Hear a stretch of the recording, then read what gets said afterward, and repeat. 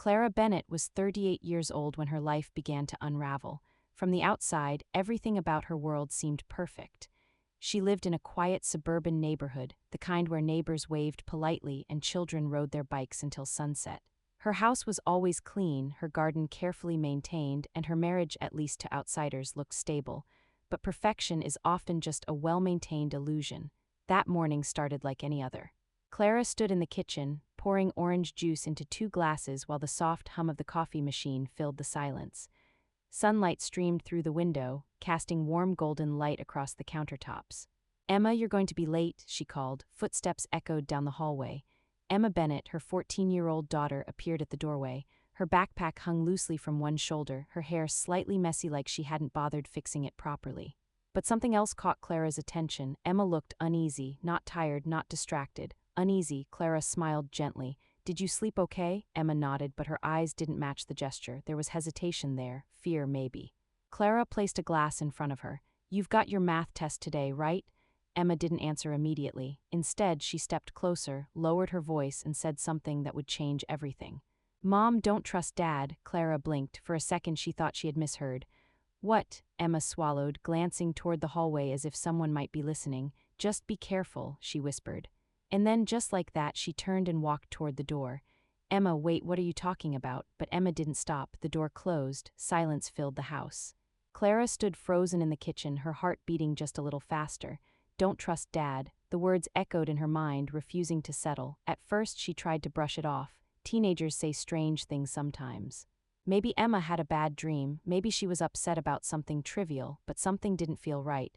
Emma wasn't dramatic. She wasn't the kind of girl who made cryptic statements for attention. If she said something like that, it meant something. Clara grabbed her phone, considering calling her husband, Daniel. He had already left for work earlier that morning, as usual. He worked in finance, often leaving before sunrise and returning late in the evening. Reliable, predictable, safe, at least that's what Clara had always believed. She stared at his contact name on her phone, then she locked the screen. No. She was overthinking. Everything was fine, it had to be, but the uneasiness stayed with her throughout the day. It followed her while she cleaned the house, while she folded laundry, while she sat alone at the dining table, staring at nothing. Every little detail began to feel off. Had Daniel been acting differently lately? She thought back, late nights, more phone calls, sometimes stepping outside to take them. At the time, she had accepted his explanations easily, work pressure. Important clients, deadlines, but now those memories felt different, suspicious. Clara shook her head, trying to clear her thoughts. "You're being ridiculous," she muttered, but even as she said it, she didn't believe it. By the afternoon, she couldn't ignore it anymore. She needed answers. Emma wouldn't say something like that for no reason. Clara picked up her car keys. If Emma knew something, she would find out. The school parking lot was crowded when Clara arrived. Students were beginning to leave, laughing, talking, completely unaware of the storm building inside her. She spotted Emma near the gate. "Emma," she called. Emma turned, surprised. "Mom." "What are you doing here?" Clara walked toward her, her expression serious. "We need to talk." Emma's face immediately tensed. "Not here," she said quickly. That response alone made Clara's heart sink. They walked to the car in silence. As soon as the doors closed, Clara turned to her daughter. "Tell me what you meant this morning." Emma stared straight ahead. "I shouldn't have said anything." Emma, silence, then finally, "I heard him," Emma whispered. Clara's chest tightened. "He was talking to someone late last night. I went to get water and I heard him in the living room." "What did he say?" Emma hesitated. "He said, 'She can't find out, not yet.'" Clara felt the air leave her lungs. "And then," Emma continued, her voice trembling slightly, "he mentioned your name." The world suddenly didn't feel as stable as it once had. Clara gripped the steering wheel. "Are you sure?" Emma nodded. "I didn't want to believe it, but Mom, something's wrong." Clara drove home in silence. Her mind raced with possibilities, secrets, lies, betrayal, but none of them felt fully real yet, not until she saw it with her own eyes. That evening everything seemed normal, too normal. Daniel came home, greeted her with a kiss, asked about her day. He smiled, he laughed, he acted exactly like the man she had trusted for years, and that terrified her more than anything. Later that night, after Emma had gone to bed, Clara sat alone in the living room. The house was quiet.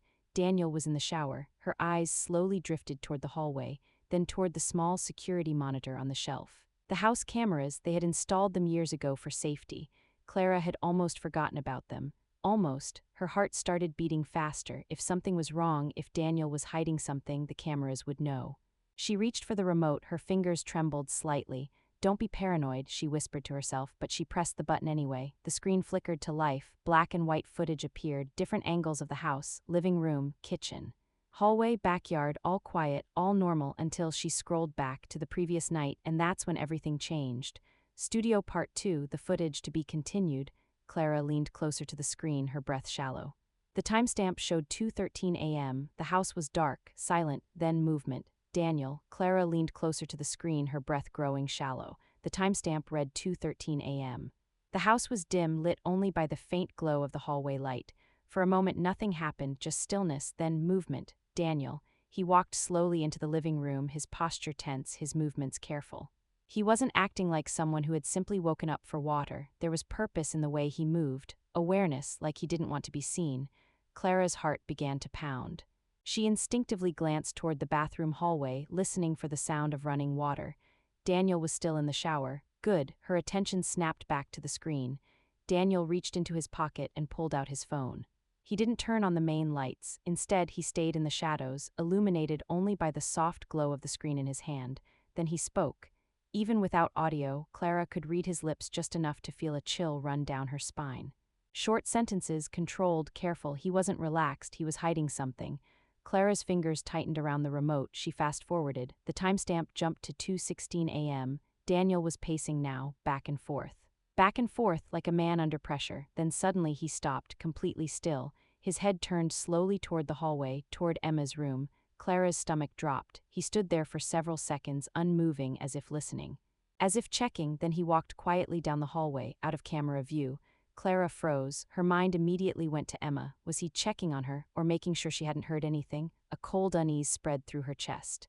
She skipped ahead again, 2:21 a.m. Daniel reappeared, but something was different now, his expression. Even in grainy black and white footage, Clara could see it clearly. He looked worried, no, not just worried, afraid.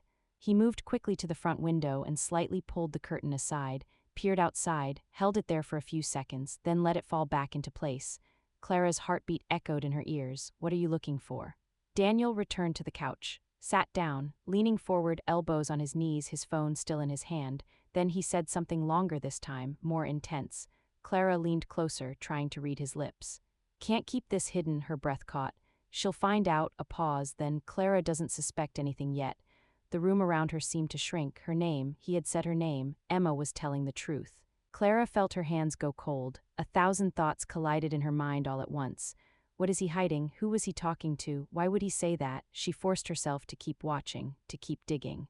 Because now there was no turning back. The timestamp moved to 2:28 a.m. Daniel stood up again. This time he walked toward the front door. Slowly, deliberately, he paused with his hand on the handle, as if hesitating. As if making a decision, then he opened the door. Clara's eyes widened. A figure stood outside, barely visible, tall, still, waiting. Clara instinctively leaned closer, her pulse racing. The porch camera angle didn't show the person's face clearly, just a silhouette, but one thing was obvious: they had been expected. Daniel stepped outside, closing the door quietly behind him. The camera feed switched automatically to the porch view. Now Clara could see more. The figure wore dark clothing. A hood, their posture rigid, unfamiliar, threatening. Daniel spoke first, his body language tense, defensive. The other person responded, short, sharp, then they handed him something, a small object roughly the size of a box. Clara felt a chill crawl up her spine. Daniel hesitated before taking it, like he didn't want to.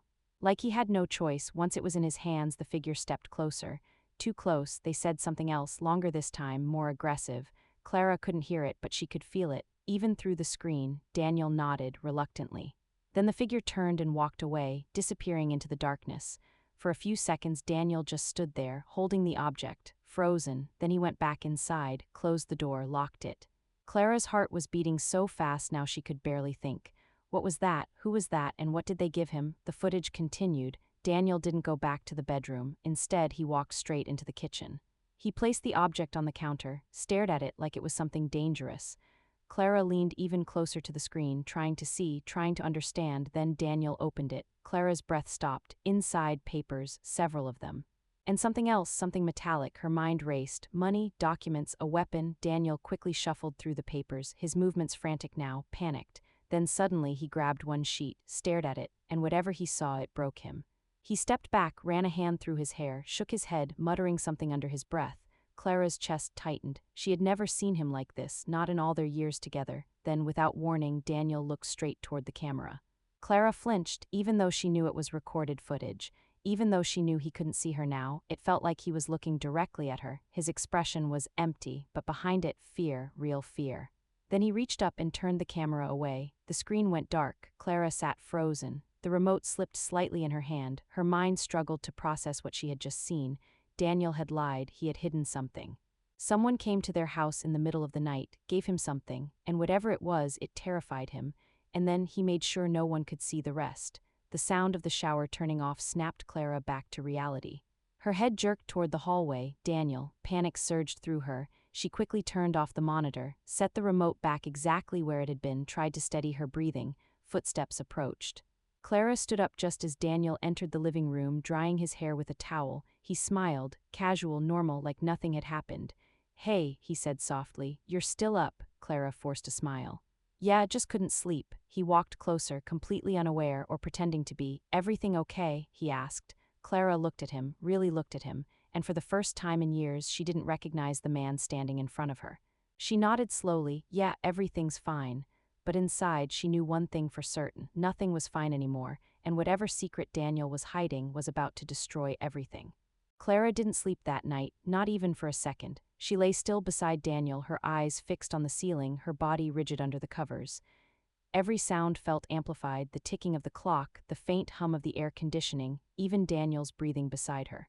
Slow, steady, too steady. She turned her head slightly, studying him in the darkness. Was he really asleep, or pretending? The thought alone made her chest tighten. For years she had trusted this man, built a life with him. Shared a home, memories, a daughter, and now everything felt uncertain. Everything felt like a lie. Her mind replayed the footage over and over again, the late-night call, the words she had almost read on his lips. Clara doesn't suspect anything yet. The figure at the door, the box, the fear in his eyes, and then the camera, turned away, deliberately. Clara slowly sat up in bed. She couldn't just lie there anymore. She needed answers, real ones. Carefully, she slipped out from under the covers, making sure not to wake him. Her bare feet touched the cold floor as she moved quietly toward the bedroom door. She paused for a moment, listening. Daniel didn't move. She stepped into the hallway. The house was silent. Emma's door was closed. The kitchen at the far end was dark. Clara's heart began to race again. The box, whatever Daniel had been given, it had to be somewhere in the house. She walked slowly toward the kitchen, every step deliberate, cautious, as if she were trespassing in her own home. When she reached the kitchen, she hesitated. Her eyes scanned the countertops. Nothing, clean, empty. Exactly the way she had left them earlier. Her stomach dropped. No, it had to be here. She moved closer, opening drawers quietly, checking cabinets. Nothing. Then her eyes shifted toward the trash bin. Her breath caught. She walked over and slowly lifted the lid. Inside, nothing unusual, just household waste, but something didn't feel right. Clara frowned, then reached inside, carefully, pushing aside the top layer, and then she found it. A crumpled piece of paper. Her hands trembled as she pulled it out, flattening it slowly on the counter. It was torn, like someone had tried to destroy it, but not completely. Clara leaned closer, reading what remained. Her heart stopped. It wasn't just a random document, it was official, stamped, typed, and right there in bold letters was a name. Clara Bennett. Her breath hitched. Below it, words that made no sense at first. Transfer authorization, asset reallocation, primary beneficiary. Clara's vision blurred slightly. Her mind struggled to catch up. Transfer, assets, beneficiary. She shook her head. No, that's not possible, but the words were right there. Clear, undeniable, and then she saw the date, tomorrow. Clara staggered back slightly, gripping the edge of the counter for support. Tomorrow, what was happening tomorrow? Her thoughts spiraled. Was Daniel planning something involving her, her name, her assets? Her chest tightened as a terrifying possibility began to form. No, that's insane, he wouldn't, would he? A soft creak from the hallway froze her in place.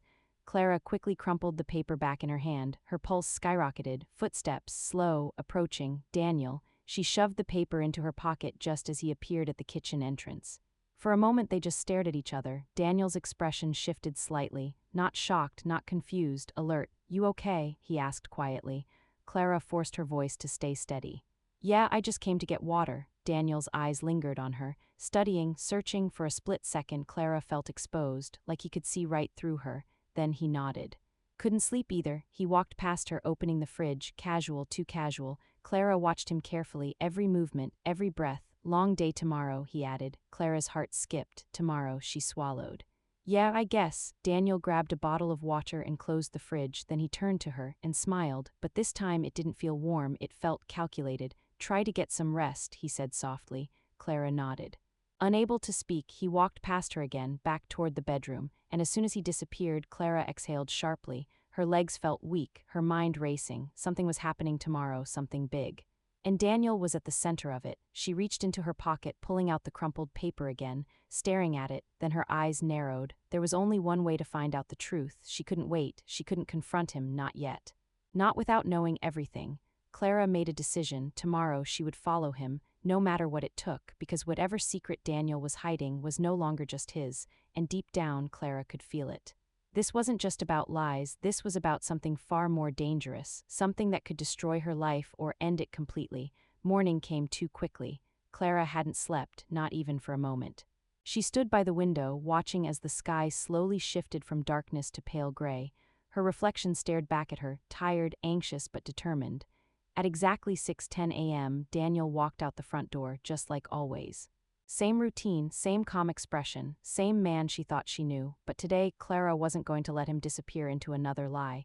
She waited 10 seconds, then 20, then she grabbed her keys and followed.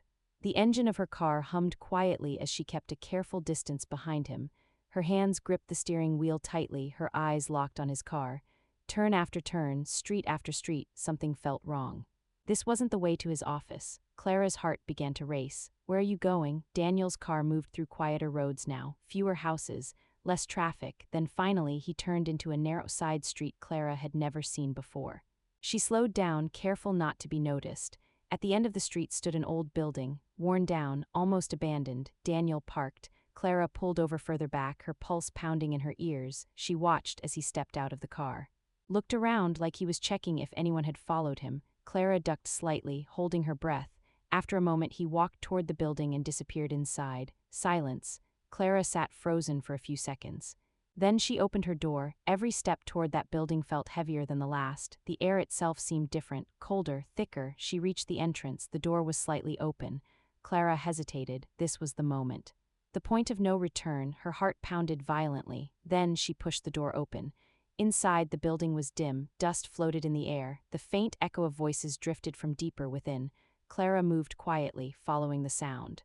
Her breath shallow, her senses sharp, then she stopped, voices, clearer now, Daniel's voice and someone else. Clara pressed herself against the wall just outside the room, listening. You said this would be handled already, the other voice snapped.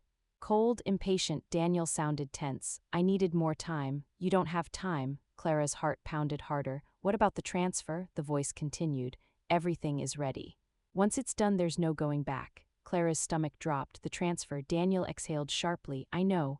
Then why hesitate? A pause, a long one, then Daniel spoke again, and this time his voice cracked.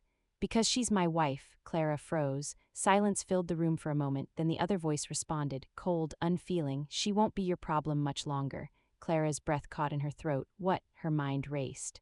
Her body went cold. She doesn't need to know anything, the voice continued. Once the assets are transferred, everything belongs to you. Clean, simple. Clara's vision blurred. Assets transfer tomorrow. No, Daniel said suddenly. The word hit like a shockwave. I'm not doing it. Silence, then a sharp laugh. You don't get to change your mind. I just did. Clara's heart pounded violently. I agreed to this because I thought I had no choice, Daniel continued, but I won't destroy her life for this. Clara felt something shift inside her. Confusion, shock, something else. You're already in too deep, the voice replied, colder now. You think you can just walk away? I'll find another way. No, you won't. A sudden sound, movement, aggressive. Clara instinctively stepped back, but her foot hit something. A sharp noise echoed through the hallway. Silence. Then, did you hear that? Clara's heart stopped. Footsteps, fast, approaching. She turned, but it was too late. The door swung open, and there stood Daniel. For a moment, everything froze. His eyes locked onto hers, shock, fear, and something deeper. Clara, her voice trembled. What is going on? Behind him, the other man stepped forward. Cold eyes, dangerous presence. This is your wife, he asked quietly. Daniel moved slightly, positioning himself between them. Stay out of this, Daniel said firmly. The man smirked. I don't think she's going anywhere. Clara's heart pounded violently. Daniel, what is this? What are you involved in? Daniel turned to her. His expression changed, the fear softened, replaced by something raw, honest. I was trying to fix something, he said quietly. What? A mistake I made years ago. Clara's chest tightened. I got involved with the wrong people, he continued. Bad investments, illegal ones. I thought I could handle it, but it spiraled. Clara felt the ground beneath her shift. They gave me a way out, Daniel said. One condition, her voice barely came out. What condition? Daniel looked at her, pain in his eyes. I had to transfer everything into my name and disappear. Clara's breath stopped. Disappear, she whispered. They wanted you out of the picture, he said, silence heavy, crushing. But I couldn't do it, Daniel added quickly. I thought I could go through with it, but I can't, not to you, not to Emma. Clara's eyes filled with tears. The man behind him sighed, touching, then his expression hardened, but irrelevant. Everything happened fast after that. The man stepped forward. Daniel reacted instantly, grabbing Clara, pulling her back. Run, he said sharply. But Clara couldn't move. Fear had locked her in place. For a moment, everything teetered on the edge of chaos. Then sirens, distant at first, then louder, closer. The man froze, his expression shifting. What did you do? He snapped. Daniel didn't answer. He just stared back, calm now, resolved. I fixed it. The man cursed under his breath, then turned and ran. Moments later, police stormed the building. Everything blurred after that. Voices, questions, movement. But one thing stayed clear. Daniel never let go of Clara's hand. Hours later, they sat together in silence. Outside, safe, Clara stared ahead, still processing everything. You called the police, she said quietly. Daniel nodded. I knew they'd come this morning. I set it up last night after the meeting. Clara turned to him. Why didn't you tell me? He looked down, ashamed. I was afraid. Of me? No, he said softly. Of losing you. Tears slid down Clara's face. You almost did. Silence, then she took a slow breath. No more secrets, she said firmly. Daniel nodded. No more lies. I promise. Clara looked at him, really looked at him. Not as the man who had lied, but as the man who had almost lost everything and chose not to. It wasn't perfect. It wasn't easy, but it was real, and sometimes that's where healing begins.